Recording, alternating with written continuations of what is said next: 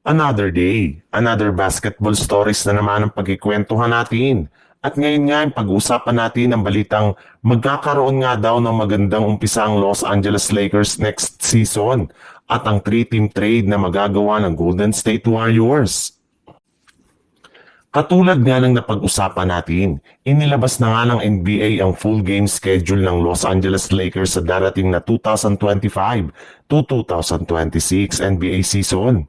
Kaya marami na nga sa kanilang mga fans ang excited na sa magiging bagong kampanya ng Lakers.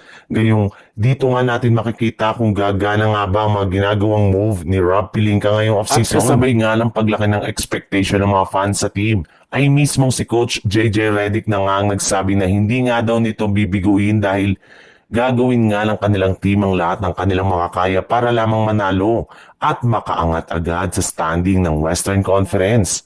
Sa katunayan, plano nga ng Lakers ngayon na maipanalo ang kanilang unang 5 laro sa regular season at magkaroon agad ng 5-0 na record kung saan kakalabanin nila dito ang mga kupunan ng Golden State Warriors, Sacramento Kings, Portland Trail Blazer at higit sa lahat ang naglaglag sa kanila sa playoffs na Minnesota Timberwolves na 2 beses nila agad na makakatapat sa umpisa ng regular season.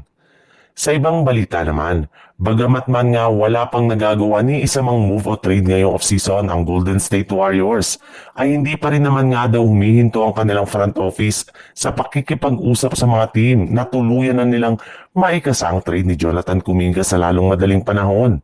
At simula nga nang umayaw ang Golden State Warriors sa mga kupunan ng Sacramento Kings at Phoenix Suns, ay may ibang mga team na nga silang kinakausap katulad na lang ng Chicago Bulls. Since gusto nga nila dito na makuha ang isa ring restricted free agent na si Josh Giddey na hanggang ngayon ay hindi pa rin na naman nga pumipirma ng bagong kontrata.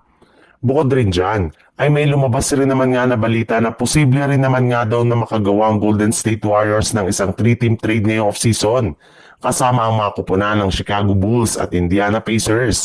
Bali dito nga ay makukuha ng Bulls sina Jonathan Kuminga, Moses Moody at Jarvis Walker.